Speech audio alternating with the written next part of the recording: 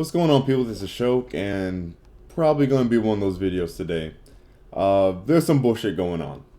And for those of you who may not know what's going on, pretty much the latest controversy surrounding Nintendo, more specifically, Breath of the Wild, is the new season pass that Nintendo has announced for it. And it's going to be a $20 season pass, and it's going to be two different waves of content. The first wave is going to come this summer, and the second one is going to be coming later holiday season this year.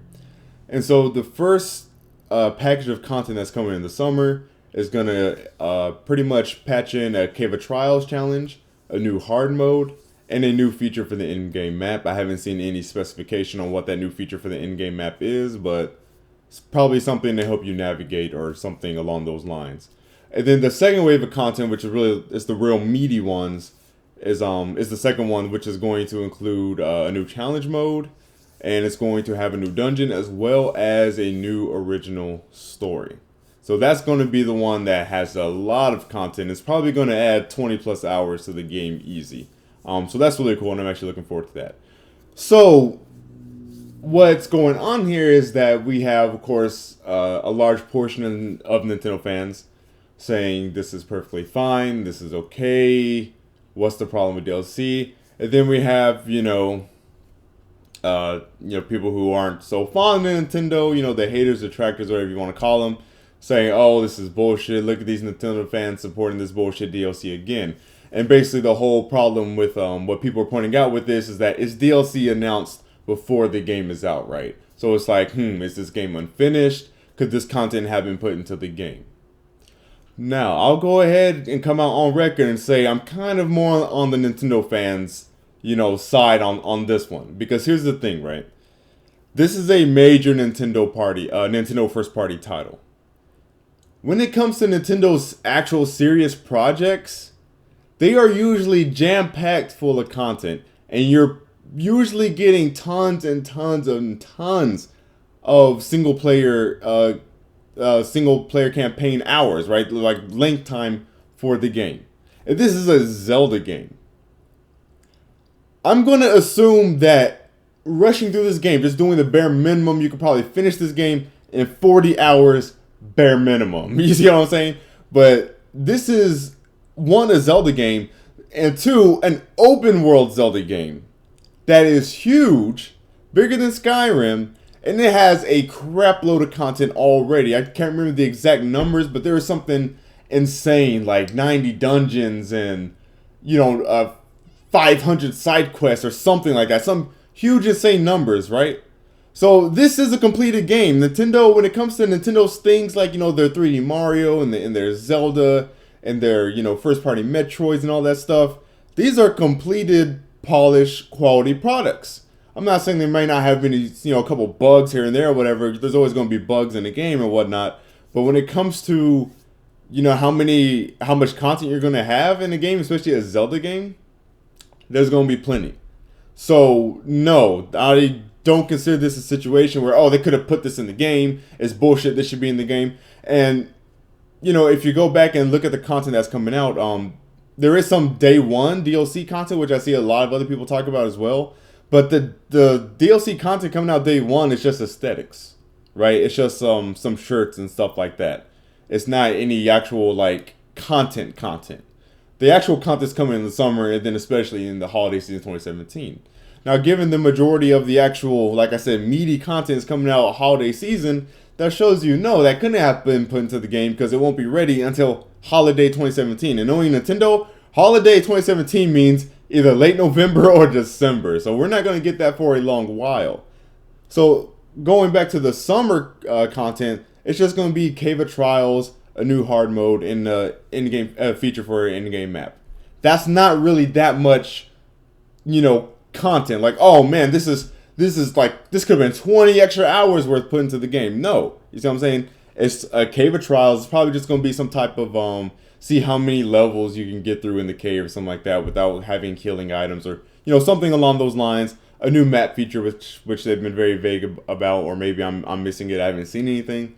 And a new difficulty mode. Now, with that being said, I do believe I'm with the other side on this particular regard. I don't think a new difficulty mode should be behind a paywall. I think that's stupid. I think that is a terrible business practice. I think that is a slap in the face to gamers. So I will go ahead and point that out. I will agree with you guys on in that regard. But other than that, like I said, I don't really see why this is a problem. Most season passes are more expensive and give you less content anyways. And then for some of you who may be Nintendo fans, you're like, I can't believe Nintendo is doing season passes. Oh my god, how the mighty have fallen. Nintendo, you're the chosen ones. Here's the thing, folks. The concept of season passes aren't bad. The problem is that last generation we had a lot of developers, get greedy with them and abuse the concept. You see what I'm saying? But by nature, there's nothing wrong with season pass. Matter of fact, I wish we had a season pass for Smash. Because if you buy all the Smash DLC, you pretty much spend a whole nother $60, maybe even more. I don't know the exact calculations. I haven't done it, but every character's been what, $5, and then there's the stages you got to buy and all that stuff. We would have saved a lot of money if we had a season pass for Smash. You see what I'm saying? If you buy everything individually, which you have to do for the most part, I know they had bundles with the waves of DLC, but as far as all the DLC combined, there was not any one deal or bundle you could have bought for all the DLC. But if there was, we could have saved a lot of money on that. So the idea of a season pass isn't inherently evil like a lot of Nintendo fans make it out to be. Moving on from that, both sides are being incredibly, blatantly hypocritical. And I can't believe people lack the self-awareness to even realize this. It is crazy how I could go to a Nintendo fan's channel and this Nintendo fan will be saying, oh, so all of a sudden it's a bad thing when Nintendo does it. You guys probably know who I'm talking about. It's not even somebody in particular, but I saw the last video I saw was someone in this particular community that you guys may know about. He's, a positive Nancy. People say negative Nancy. He's a positive Nancy, right? Everything's great, good, and dandy in the world of Nintendo at all times, right? He was making the point, all of a sudden people want to bitch about DLC when Nintendo does it, or a season pass, or whatever, right? And I will say this, he's right.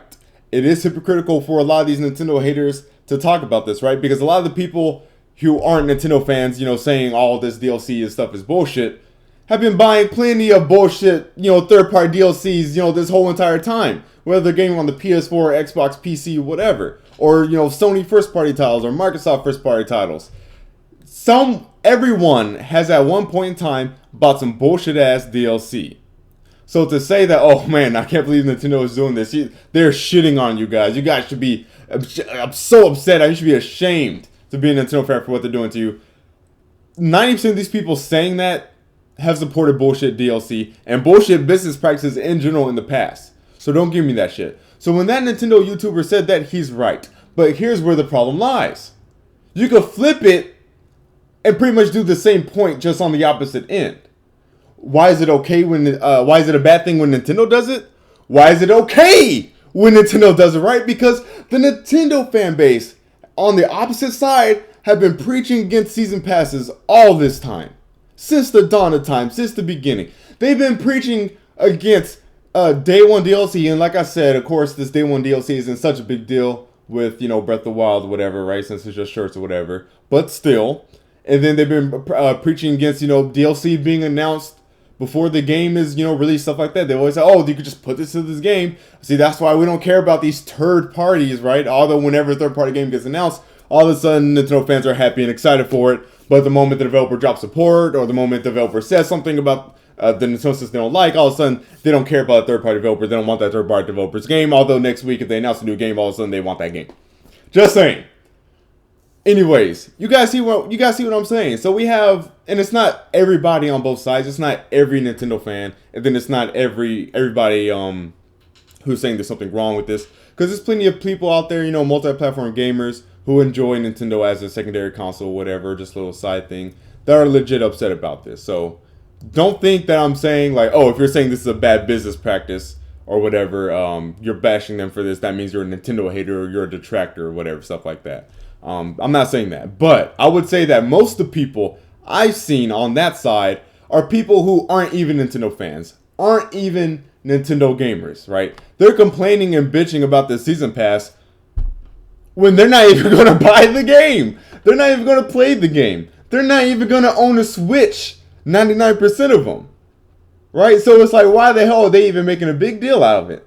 And then again, of course, like I said, on the flip side, you have Nintendo fans saying this is great. I'm glad Nintendo is doing this. What's the big deal? Why are people bitching? Why is it a problem when Nintendo does it, when Nintendo's doing something that you guys have preached about from the get-go? And that's just the thing that's the situation is just so funny because, like I said, I just can't believe the blindness both sides have towards themselves. Such a lack of self-awareness. The YouTuber whose last video I watched, right, talking about why is it a bad idea when Nintendo does it, he was saying it's a great idea and all this stuff. It's sad that on his channel, I could literally scroll down months ago. Some videos, even a year ago, whatever, right? And see him preaching the exact opposite. You see what I'm saying? He's saying that this is fine. There's nothing wrong with DLC being announced before the game's released. But on that same channel, I could literally find a video of him saying that the exact same thing Nintendo is doing is bullshit on the exact same channel. It's just crazy how some of you are so incredibly biased, either versus a company or for a company, that you forget what you said yesterday. You're that much of a freaking brainwashed idiot to where you can't catch yourself blatantly tripping. It doesn't make sense. And I just don't understand it. So really, like I said, I guess in this particular argument, I would lean more towards the Nintendo side. But just in general, both sides are being freaking retarded as hell because they're both being incredibly hypocritical. And it kind of ties in with the whole, paying to play online thing, right? Nintendo fans preached about how that was always a bad practice. Granted, yes, the Nintendo Network online subscription is going to be cheaper than Xbox Live and PSN. It's probably going to be $20 to $25. That's good. But the Nintendo fan base has always preached about the principle of the matter, guys. So don't try to use that as some bullshit ass excuse. You guys know damn well this whole time we said the act of paying to play online is wrong, period. Some of you are even on record on video saying any amount paying to play online is bullshit. So don't give me this whole, but it's okay because it's 2025. It's more okay, but the actual principle of paying just to access the online multiplayer portion of your games is bullshit, regardless of price. If it's $1, it's bullshit. You shouldn't have to pay to play your games online. You already paid $60 for the game, therefore you should be able to access every feature on that game, right? Okay. So don't try to justify it just because Nintendo is doing it now. And it's just incredible how the Nintendo fan base is so adamant about how they don't want Nintendo to be like everyone else, right? Whenever they see some people saying, oh, Nintendo needs to do this, Nintendo needs to do that, they need to have cross-game chat, they need to have this feature and that feature, they need to make their system be able to be capable, to do this, it needs to be able to live stream, yada, yada. People always say, the Nintendo fans always say, we don't want Nintendo to be like everybody else. But when Nintendo actually does something that everyone else does, all of a sudden the Nintendo fans are okay with it. You see what I'm saying? So why are you even preaching against this shit in the first place when you know damn well if Nintendo were to actually do it, you would eat it up like you're currently doing now and like you've always done since the dawn of time? I'm sorry, the Nintendo fan base is just so incredibly frustrating to me as a Nintendo fan because they preach against things that they honestly would not mind. They switch shit up when it's convenient for them to. And yeah, that goes to the Nintendo haters as well. Because like I said, they're preaching against this season pass and this DLC business about DLC being announced before the game is released. But yeah, these are the same people who buy a 10-hour game, a 6-hour game that had DLC announced before launch. And they have the nerve to get on a Zelda game having DLC getting announced before launch when that Zelda game is going to be 60 hours. 100 hours, 120 hours, right? And they bought 10-hour games that had DLC announced before launch. They bought games that had on-disc DLC. And they have the nerve to get on a Zelda game, which is essentially an RPG, having DLC announced before launch. Come on, people. Get fucking real. I would say, yeah, there's been a lot of cases where DLC being announced before a game is released has been bullshit, and that content could have definitely been, included in the launch, for sure. But you guys have to understand how some game development works. Sometimes developers have ideas that they will not be able to finish in time. Developers also do have deadlines in which they need to get a game out. Sometimes it's not always about just trying to be, money grabbing and, trying to be grimy and just, milk gamers for every last drop. A lot of the time it has been the case. Don't get me wrong. I'm just saying that's not every single time, and I don't believe that's what Nintendo is trying to do here. Like I said, this is Zelda. This is their baby. This is their flagship franchise. We know it's not going to be an incomplete game. Come on, people. Come on. Like the only money grabbing thing I would say as part of this whole DLC thing is the difficulty mode, because the difficulty mode isn't something that takes months to develop and program, right? That's just a numeric value change. That's just amping up a couple of numbers and things like that. Oh, take more damage, right? That's simple. That's easy. Anyone who knows basic programming understands how simple something like that is, right? So I would say putting that behind the money gate is probably the only greedy thing they're doing here. But outside of that, I don't think it boggles my mind that people would think that Breath of the Wild is going to be some incomplete game. Have you seen this game? Have you seen previous Zelda games? They've always been top notch. They've always been AAA. I think every mainstream Zelda game has scored over a 90 on Metacritic, I believe. Correct me if I'm wrong, but I think so. I think Twilight Princess might be the lowest one, and that was like a 92 or something like that. I'm not sure. I haven't seen Wind Waker's score. But it's a Zelda game, people, and it's Nintendo's most ambitious Zelda game at that. And it's big and it's open world and it has all these things you can do. It has 50,000 dungeons and missions already as is. $20 for a Cave of Trials challenge mode, a new in-game feature for the app, a new hard mode, which is bullshit, but still, you're getting all this for $20. And then a whole new story, a whole new original story, which might be another 20 plus hours alone.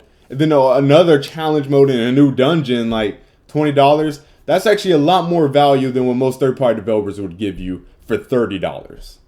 Nintendo's giving that for $20. So, personally, I don't have a problem with this at all. Because I know when I buy Breath of the Wild, I'm getting a complete game day one that will be able to last me months. Unless I just go, just ham on it like I did Xenoblade Chronicles X. I beat that game in, 2 weeks. I had 500 and something hours in that game when I stopped playing. That's all I did when that game first came out. I did not sleep. Anyone who's following me on Twitch and Facebook can tell you that.